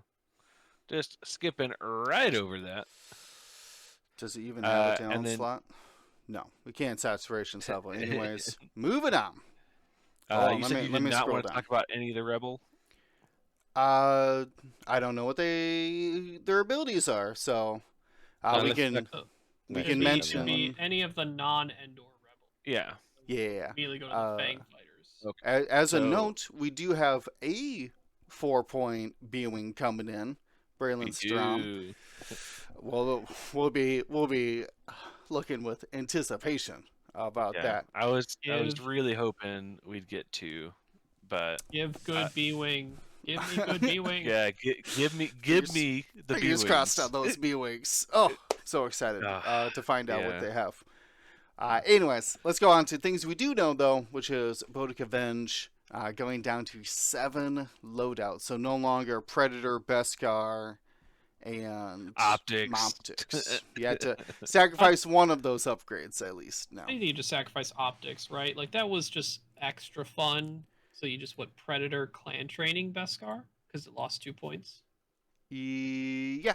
2 3-point upgrades, then Hope or whatever, marksmanship or... Oh, it could take hopeful, but I think it's stressed a lot. So clan, I mean, I don't know, clan training or hopeful or marksmanship. That's reasonable. Or just grab the marksmanship. Sure. Still has love for Juke in your Jenner, so don't shoot this ship kind of Stop. world. Drew Goldberg's strong with you. We also have Fenrir losing some loadout. Kept all the same slots, it looks like to me. Their loadout's down to 9. So you really have to make some meaningful choices there. You Yeah, still can bring the was trio, 10. but so you're really losing out on Crackshot or Shield plus something. Yeah, Something so of value. it's either so you can go Predator and Beskar still, and then pick a 3-pointer, not a 4 anymore. So you could do Lone Wolf, could do Optics. Optics. Yeah, there you go. Or you could keep Crackshot, not take Predator, because it's really hard for me not to take Beskar reinforced. It's Very valuable. good. Very good. Thanks, hate to be critted. When crits show up, it's basically a free shield. Very good. So Beskar and Crackshot leaves you 2 points. So I don't know, like marksmanship, hopeful, clan training. Clan training actually a little more on Fen, since He doesn't mind it. yeah, at I6 it would open up the possibility of doing a scenario action, and then if you know you have someone in your front arc to trigger clan training and you engage before them. Mm-hmm. Not bad. Pretty good. Yeah, if you already lined up that bullseye, grab a lock, go clan training. Could be good. So, punished a little bit, but they still get what they need.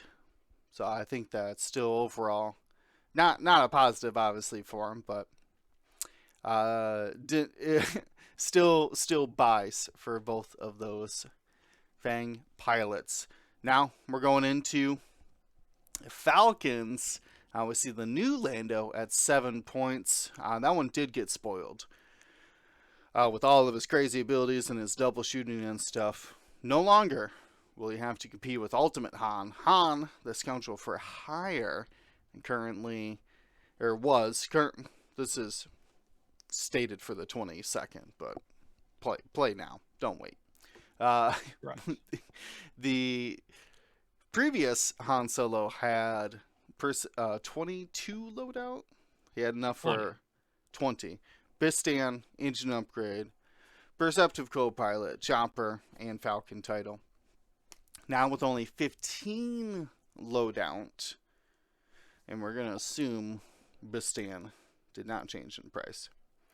They did not. No upgrades change price. Only Okay. ships and their loadouts generally. So assuming Bistan, we only been talking about it for about a year, being so good. Assuming you're going to keep the Bistan, that leaves you with 7 points. My mind goes to Baze Malbus, which is additional focus tokens for enemies at range 1 of you. Not so great for the sniping behind a rock Han, but still allows you multiple focus tokens for your double attack with Bistan.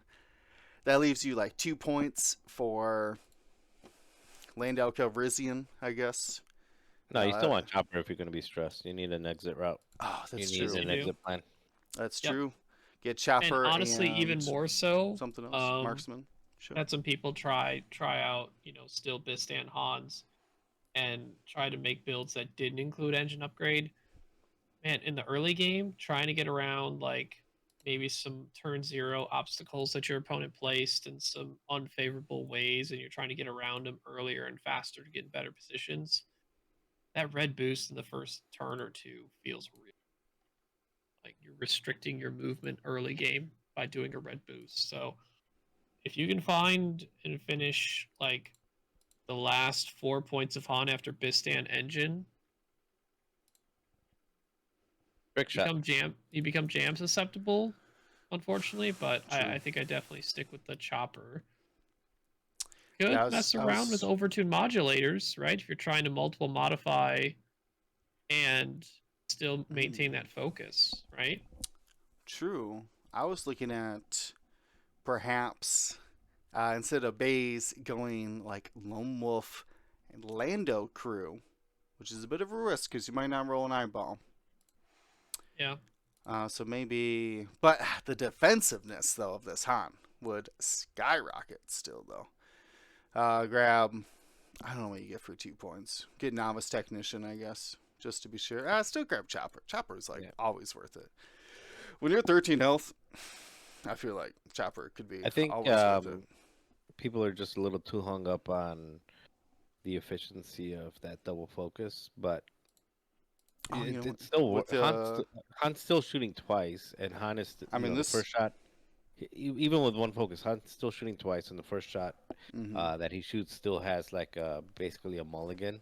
So yes, it's still a naked shot, but you get 2 attempts at it, and then the second one, he's still in my opinion, like the best rebel ship out there. Sure. You can load them out different ways. You can put, if you want to be crazy and get them dead quick, you can throw the child on there with Bistan, or you can go engine upgrade. I kind of like trick splitting shot. You can go the middle Baze. here with engine, chopper, lone wolf. Yeah, you They still could do get that. kind of the the long range sniper aspect of it, while Card still we haven't skirting seen the in a edge. long time. I mean, you can't get an engine upgrade with this, but you do get chopper. Ursa Ren crew with how many things like to target lock right now, even if it's not True. Han directly that gets target locked, he can target lock enemy ships back for target locking his friends. Yeah. And that could Also- help the modifying. Yeah. Also, one more thing about Sure. that no engine upgrade. If you're going the chopper route, no engine upgrade, like the Baze chopper and no engine upgrade, yeah, you're stressing yourself, and you say that feels bad. But at the end of the day, it's just it's one damage, because you're gonna. I mean, you're only doing that because it's gonna put you in a position where you're probably not gonna get shot. You're gonna get behind the formation. They're gonna. So you can still boost and then 3 bank 3 hard, or 4, do Right. something that you're gonna be able to get your chopper to take it off, and you almost in those situations, you shouldn't need to do like just white maneuver, white maneuver, white maneuver. You get to a point where you're you're pulling a blue, and a blue makes sense. So Right. I don't. Yeah, I think people who are abandoning Han, and they've had success with Han, but they're abandoning him because of this. They're being pretty short-sighted, because Han is still Plenty he's of still Hans I've he's seen ended the yeah, round with 1 or 2 focus tokens still. yeah, So he's it fine. certainly wasn't the second focus. Now, it looked good. Oof. Those Han rerolls, spend a focus. Next shot, Han reroll, spend a focus. But, here's the real question. Is there any loadout where you're not taking Bistan still? I'm here to double shoot at 7 points with the Falcon. Yeah, if you're not taking Biston, you shouldn't be taking Han. I was trying to get there's like other ships, yeah. R2D2 the child for 15 loadout. I'm not giving my opponent free target locks. No. Either. Well, you get some options, I guess. That's interesting. Well, prove us wrong. Fly those Hans without your Bistan. Let us know how they've done. But let's keep moving on, though. We see a bunch more battle over Endor, except for Kyo Venzi here. Goes down to 7 loadout. Was 10 before, if I'm not mistaken? No, it was 8 before. You got Lone Wolf and Concussion, or you got Proton Rocket, or Juke. Some people like the Juke on it as well, which you could still bring, but you can't bring the Proton Rocket, and you can't bring Predator and Concussion. What other kind of loadouts are we looking at then for Kyo? I've kind of joked about this, saying, now you bring your state mandated juke. Because a highly recommended juke, huh? Okay. Yeah, the highly suggested bring juke, because you no longer can do like the 3-point and a missile or the procket. It's just, here's 7 points. Kyo already had some good success with juke. Just use juke. Evade's normally their action that they want to do if they have the force up, anyways. Yeah, but I mean, not a lot of things want to waste time or take time, because it may or may not be a waste, but not a lot of things want to take time to shoot a force evaded 3-point ship.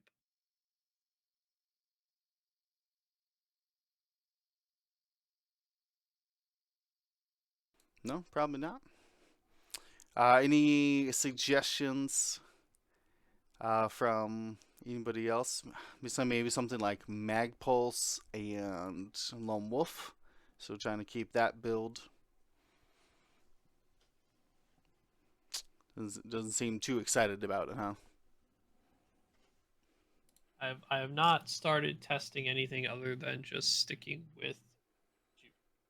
Well, that's fair. It does ease up some of the mental pressure as well about what action you're taking. Always evade. It's interesting. Okay. I mean, still definitely, like I said, has loadout for ammunition of your choice. But not the Proton Rocket. Let's see. Let's take a look then. Was there any other rebels here that got changed? We see an X-Wing comes in at 4 points. Some 5-point X-Wings. Rebel changes. Everything else is Endor only. Yeah, it gets down to resistance. Yeah, go all the way down to resistance. Oh, shoot. All right. Well, tee us up. I'll find it here. What are we looking for in resistance? As a spoiler, then that means there's no scum changes. No scum changes. We're looking for the Y-wings in resistance. Any changes in first order? No. Oh yeah, so no changes in first order either. Okay, here we go. We found our first grade line here. Zori Bliss goes down, I assume, to 9 loadout value. What was their loadout before? 11. 11? Okay. You basically had to choose. You have to now choose, assuming you have wartime loadout, plasma. There's 7. Wartime You have to loadout. That's choose the up between. 2 points I was forgetting. Yeah. You have to choose between dorsal or R4 astromech. Will be the normal, like which one you take it. And this also now disallows the people who have been testing out the plasma and mag pulse. Sorry, the more flexible munition version. That is no longer available. Interesting. Oof. Dorsal over droid. The droid's so good. But dorsal. It's My good. time on target. Zori stresses all the time, so you kind of need that R.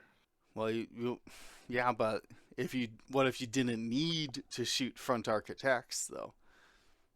But my front arc attacks are the only ones I want to shoot. Yeah, I mean, it's the double-modded plasma.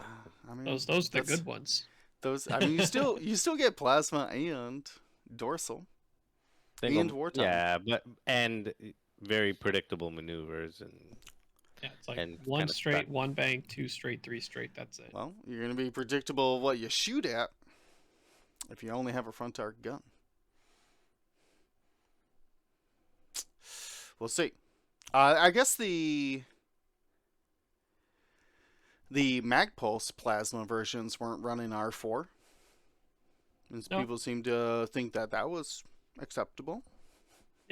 No, I mean you were sacrificing the dorsal and the R4 to run mag pulse previously. So Right. people were running it without that. So those same people may stick with dorsal at that point, or because they're so used to never running dorsal anyway, they might say, "Well, let's open up our dial a little more after we're stressed." Interesting. Yeah, because you get plasma and R4 or I mean, we just gonna assume plasma. It's the best torpedo for its price. 5 points. If you only have unless you got 12 loadout, there's only one torpedo I'm looking at.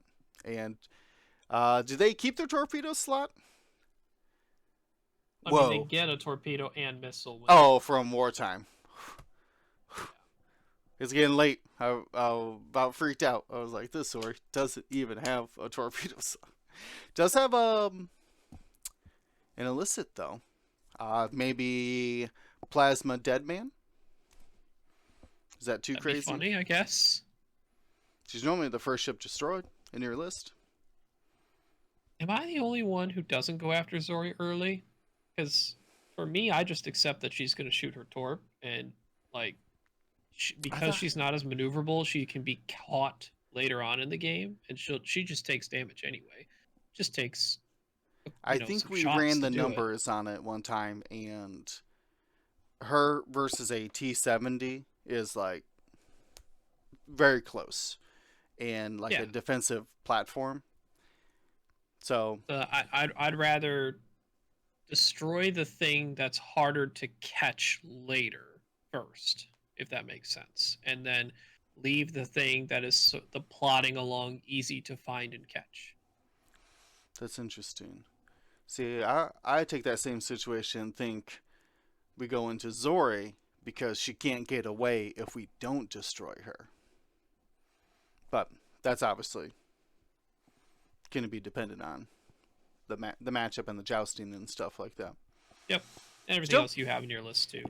Turns out you got to make decisions now, which is probably the best for X-Wing. More decisions is good. We got, I think, one more change for Resistance here.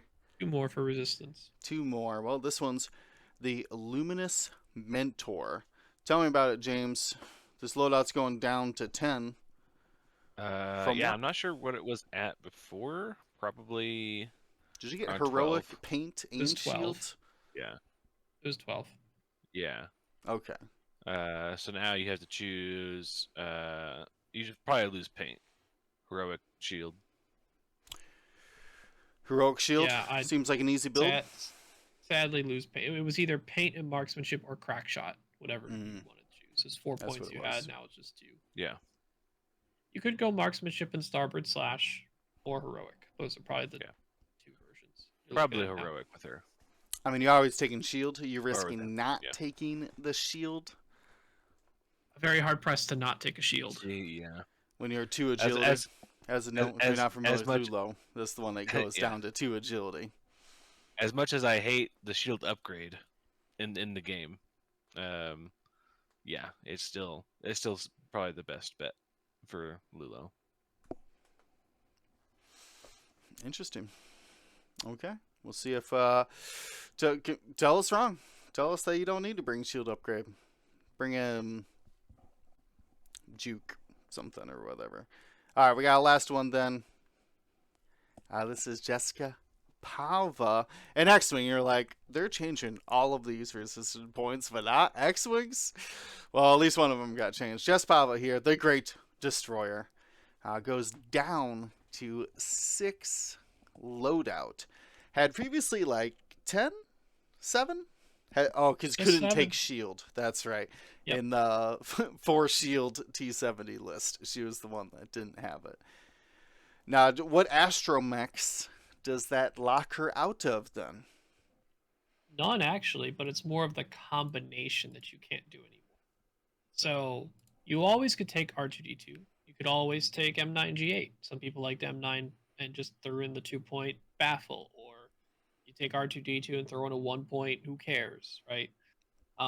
What I had started to really like was, because Jess is commonly targeted for a nick killing, is Ferrosphere paint, but I need a charged base. I would like a charged base mech to go with that, which was 4 points, being BB mech, which was a total of 7. Can't do that. Okay. You can no longer have paint and a charge droid on Jess. You get one or the other. Interesting. Yeah, I can still take R2D2 and M9G8, the 2 more popular droids, other than just the standard BB-8 or BB. How much is BB-8? 5 points. Can still take that too. BB-8's 5, yeah. Interesting. So what do you think you go with now? Is it just back to R2D2? Yeah, or I think it's M9G8? R2D2. Nothing really fancy to do with that. I mean, there's just, you want that charge space astromech. Doesn't really look like there's paint. I like though, but you can't take anything but underslung blaster cannon, which, as much as I love it, Jess is out there to focus and get friendly rerolls, not out there trying to take target locks. So you'd have to take R2HA and R3 astromech. Both ask about your target locks, Which Jess never does. which Jess never does. So you're only getting really like R4 astromech with your jamming beam with your Ferrosphere paint. That's a tough sell. Yeah. I mean, it wasn't even just that BB was my cheapest thing with charges. The BB mech system phase barrel rolls were money in a lot of my games too, to use as Very the good. ability. But even if I just take that, I'm left with 2 points, which is also very suboptimal in the here's an underslung blaster cannon or baffle, I guess. You could take automated, I guess. No, I want Jess to shoot what she wants to shoot. That's true. You got 3-dice gun. You get to choose. Well modified 3-die gun. I want to Right. choose my shot with that. Yeah, you can't just throw your TIE fighter in front of Vader into range 1, so I can't shoot him. No. That's interesting. So again, a lot of these changes, I think Zora was maybe the most controversial. Well, I mean Han, but even then, none of these pilots seem to have lost like everything. They still get a majority of what they used to have, and for me at least, they're looking to still fit their roles. I don't think any of these guys really dropped out of the running here as far as good value ships. No, I think they definitely all still see play. Still got one left in Republic, though. A Republic ship. Let's go find it. And we'll finish off the night. Be excited to Spoiler, see. it's not a Jedi or a clone. Not a clone? All oddballs Not a didn't go up Jedi. for price? Nope. It's Padme, the aggressive negotiator. Going down, I can only assume, to 16 loadout. What did she have before? 12? Whatever, 24? Twenty. She had I think she's at 20? 20. Oh, yeah, okay. she was able to That take makes sense. marksmanship, passive, proton, so whatever that total was. That's a lot. If, Now- So basically, she's passive plasma now, if that's what you want. Yeah. I think there's a reasonable discussion for ion torp. Possible. Then you get You juke, get juke juke ion control. torp.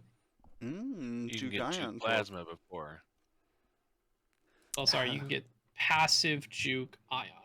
Yeah. Passive sensors is 5 points. Yep. Ooh, Yeah, I was that's running the true. juke. I was running the juke plasma passive. So So that 1 Um, point drops you down to ion now if you want to keep the juke. How important was juke when you were running it's super Padme? important. Super important because it either made people shoot her, which is what I want. Now I can move all my focuses over to her. Right. With With your born for this. It basically guaranteed that I get the plasma. It's now again back to being, well, not back, but it's now a double modified shot. Right. And it pulled more aggressiveness than it did with the proton, and it's more consistent. Interesting. Okay, so you're both leaning more towards keeping the juke than worrying about what torpedo you're bringing, because you can still absolutely bring proton torpedoes. But what do you do with the 4 points then? R3 Astromech, maybe? Without passive, it's not really good because she only gets them off Yeah. really on the first round, on the first pass. Yeah. Well, what if you had R3? What if you had a second lock ready to go? Yeah, you Still still not not good enough. R3 is not bad because you get to paint multiple things in front of you and whatever ends there. But the big thing with passive was choosing after like oddball shot and wolf shot and Anakin shot, right? You got to True. choose based upon things that had already occurred. And I Interesting. mean, with R3, your jam, you could be jammed to one lock that your opponent would care about Padme shooting at. You could be ioned. I mean, the ion would still stop the passive from allowing you to acquire lock, but basically, passive is still probably the key. Interesting. So you can go then passive plasma R4P17 to get that passive because passive only your perform action step. Well, if you're a K turning, you could probably just grab a lock, or if you're Tyler Tippett, grabbing an evade token. I love that. That's a joke. Gen Con. I This- thought I this could no. just evade. It was like, why doesn't Actually, the ship speak- have an speaking evade of action? evade, No. If you opt too for the good. passive plasma torp, I don't think it's unreasonable to consider R2C4. If they're Ooh. opting not to shoot Padme, it's nice to just say I'll spend my evade to change an eyeball to a hit, right? True. That could give you like 3 points for maybe like Lone Wolf or Predator. Throw in there Yeah. too. Yeah, I Little would say lone wolf? Predator, Sure. just because you probably want to be close by for Born. Yeah, but I- Lone Wolf's more for leaving. From my experience of Lone Wolf Kylo, it was more for I'm leaving, see you later, or like a modifier on my way out. More like a soulless one than Predator, if that makes sense. I for would that rather do comparison. R4P and then a 4-point talent. What's the Then 4-point talent? Oh, R4P. Yes. I mean, elusive. Elusive crack. Yeah. Sure. Make that range one matter. Makes that range one matter a lot. Sure. Yeah. Sure. I like that too.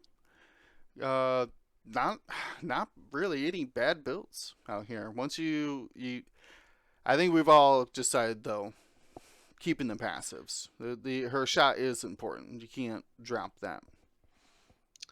Yeah, the passive and a torpedo. The passive So torp. That's true. Yeah, bring in the torp. Probably plasma, but if you want to go juke, you can still go ions. Yeah, I the think the ion Ion's juke pretty is reasonable. interesting. If things, and we'll don't know if we'll have time to get into this, but I know on our topic that we thought No, about is like, we're what does about we're this about to mean? leave. Okay, yeah. Overall, if more AC type stuff starts showing up, your Jendins, your Soontirs, your Vader in Empire, or your Wedge in from Endor with like Luke and Ben and other stuff, like the less amount of ship, more high powered, but shoot before you anyway. That ion to trap them can be pretty dangerous. Or I just think like Jendon wants nothing to do with I mean, getting ioned. it's still a or 4 dice gun too, yeah, right? or just the Ion with Juke and with Padme's ability, Yeah, could really ensure that the hit and the Ion go through. That could yep. be the difference True. between just one hit versus actually placing the Ion down. That's true. Okay. So again, following the theme of now you have choices to make. No, it's not particularly a set build. We gotta make some choices. Find out what your personal preference is. Do you throw Padme in there? Maybe you don't want Juke. But if you're sitting back sniping a lot with her, could be an option to look into. But I think that wraps up the changes.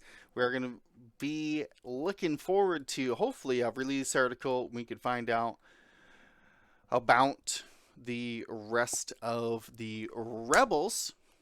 See what's up with those 4-point B-Wings. What is this? How are they going to sell me a 5-point X-Wing? I don't know. Well, I have to find out next time. Plus, still look forward to our faction breakdowns. Not what you should be flying, but how do you fly against these other factions? So they'll be queued up as well. Very excited. Locking in more and more details every day about Adepticon and Worlds. There could be some exciting things happening.